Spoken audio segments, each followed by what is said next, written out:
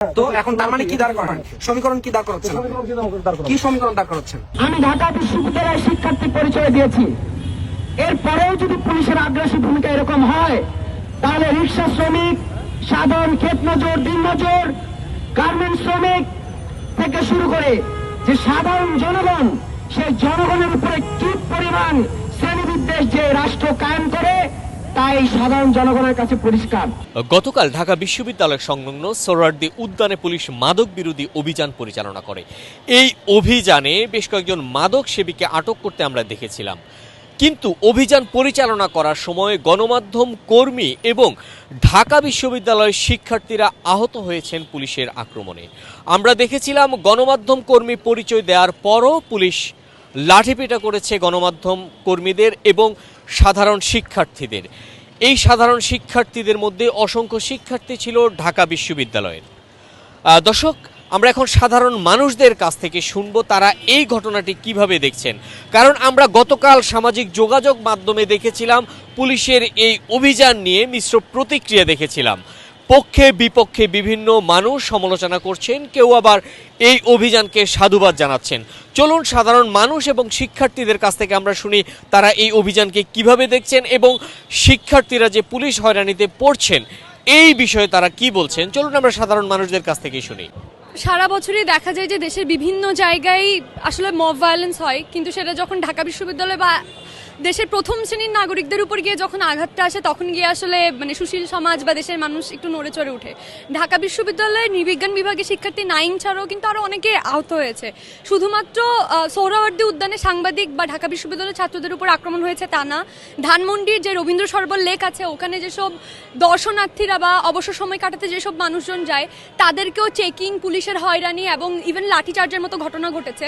সেটার পাশাপাশি ঢাকার বাইরে চাঁদপুরে সম্ভবত সেখানে 21 জন কিশোরকে গ্রেফতার করা হয়েছে, তাদেরকে থানায় গিয়ে মুচলেকা নিয়ে ছেড়ে দেওয়া হয়েছে। তাদের থেকে কিন্তু কোনো মাদক উদ্ধার করা হয় নাই। তারা শুধুমাত্র সন্ধ্যার পরে দেখেছি। আমরা ঢাকা বিশ্ববিদ্যালয়ে মুভমেন্ট করেছি, এরশাদ বিরোধী আন্দোলনেও আসলে এভাবে একটা সিলি ম্যাটার, একটা অভিযান, মাদক ধরবে, মাদক পাইল না, তাকে হাত করা পড়ায় তাকে থানায় নিয়ে যাওয়া হলো এবং সে লাঞ্ছিত হলো এবং এটা মিডিয়া ট্রায়াল দেওয়া হলো। আমাদের মিডিয়া ব্যক্তিত্বরাও সেই নিউজটা কভার করছে।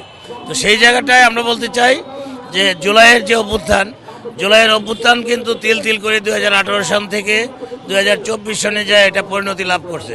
তাহলে আজকের এই যে সরকার, নতুন যে নির্বাচিত সরকার, এই সরকার যদি ছাত্রদের এই অধিকার বা মানুষের এই গণতান্ত্রিক অধিকার পরিপূরণ করতে ব্যর্থ হয় বা পুলিশকে দলদাস তৈরি করে, যেমন আমরা দেখেছি পূর্বের সরকারে ডিসি বিপ্লব, ডিসি হারুন, এরা বিভিন্ন সময় এক ধরনের দলতন্ত্র প্রয়োগ করছে, এক ধরনের আওয়ামী লীগের পক্ষে এরা আওয়ামী লীগেরই স্পিকার, প্রেসিডেন্ট, সেক্রেটারির ভূমিকা পালন করছে।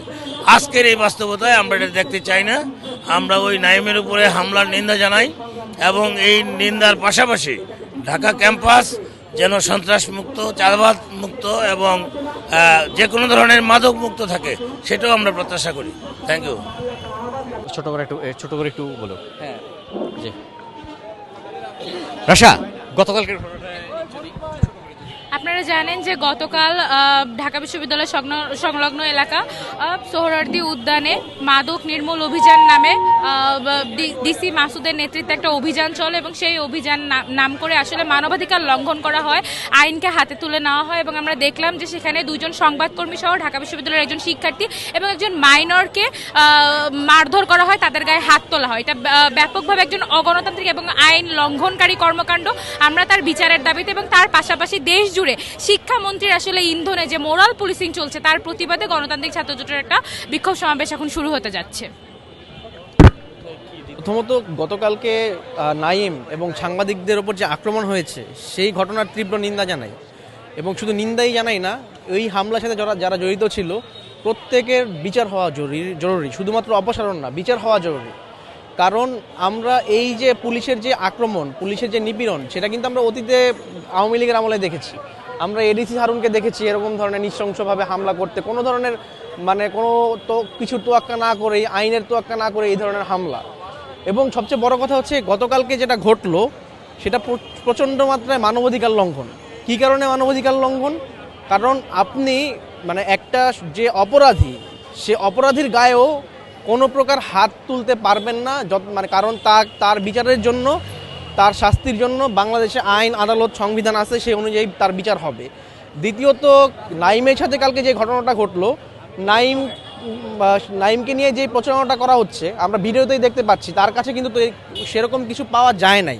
সেটা পুলিশ নিজেই সার্চ করে দেখছে, এবং সেই মুহূর্তে নাইমের ওপর যে আক্রমণটা হলো, সেই আক্রমণটার মাধ্যমেই পুলিশ যে তার অতীতের আচরণ থেকে এখনও বের হয়ে আসতে পারে নাই, পুলিশের অতীতের কর্তৃত্ববাদী আচরণ এখনও বিদ্যমান, সেটাই কিন্তু প্রমাণ করে।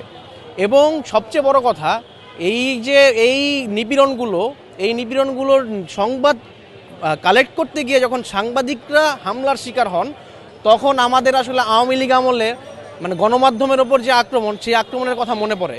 তাহলে এই যে জুলাই গণ অভ্যুত্থানের মাধ্যমে এতগুলো আমাদের প্রাণ শহীদ হলো, সেই প্রাণের সাথে, সেই শহীদদের সাথে আমাদের এই নতুন সরকার ক্ষমতায় আসার পর থেকেই শুরুতেই বেইমানি শুরু করেছে।